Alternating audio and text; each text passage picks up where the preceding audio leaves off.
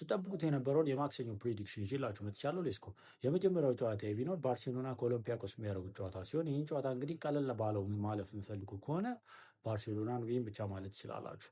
በከባዱ በትልቅ ወድ ማለፍ የምፈልጉ ከሆነ ፈርስት ሃፍ 2 ጎል ይገባል በሉልኝ። በመቀጠል ቪላሪያ ከማን ሲቲ የሚያደርጉት ጨዋታ ሲሆን ይህን ጨዋታ በቀላሉ ማለፍ ፈልጉ ከሆነ ቶታል ኦቨር 1.5 በሉት። ከበድ ያለውን በትልቅ ወድ የምትፈልጉ ከሆነ ደግሞ ይገባባሉ በሉት።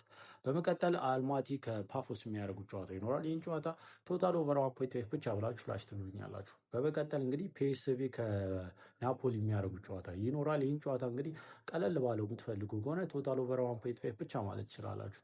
ካልሆነ ቦስቲም ስኮር በሉልኝ በትልቅ ወድ የምትፈልጉ ከሆነ ደግሞ ማለት ነው። በመቀጠል ዩኒየን ሲንት ግላሲያ ከኢንተር የሚያደርጉት ጨዋታ ይኖራል። ይህን ጨዋታ እንግዲህ በቀላሉ ማለት የምትፈልጉ ከሆነ ይህንንም ጎል ኦቨር 1.5 መጫወት ትችላላችሁ። ካልሆነ ከበድ ያለ የምትፈልጉ ከሆነ ኢንተሩን ዊን በሉልኝ። በመቀጠል ኮፐንሃገን ከቦርሲያ ዶርትመንድ የሚያደርጉት ጨዋታ ይኖራል። ይህን ጨዋታ እንግዲህ በቀላሉ ማለት የምትፈልጉ ከሆነ ቶታል ኦቨር 1.5 ኦር 2.5 አጫውቱት። ካልሆነ ከበድ ያለ የምትፈልጉ ከሆነ ደግሞ ይገባባሉ በሉልኝ።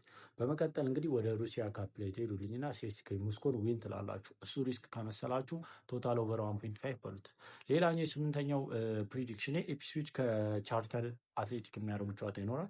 ይህን ጨዋታ እንግዲህ ቀለል አድርጋችሁ ኦቨር 1.5 ብቻ ብላችሁ ላሽ ማለት ትችላላችሁ። ሌላኛውና የመጨረሻው ፕሪዲክሽን ባየር ሌቨርኩሰን ከፒኤስጂ የሚያደርጉት የቻምፒየንስ ሊግ ጨዋታ ሲሆን ይህን ጨዋታ እንግዲህ ቀለል ባለው የምትፈልጉ ከሆነ ቶታል 2.5 ኦር በጣም ማቅለል ከፈለጋችሁ 1.5 በሉት። ከበድ ያለ ወድ የምትፈልጉ ከሆነ ግን ቦስቲም ስኮር ብትሉት በጣም ጽድት ያለ ኦር ነው። ተጠቀሙባቸው። በጣም ብዙ ኦር ነው።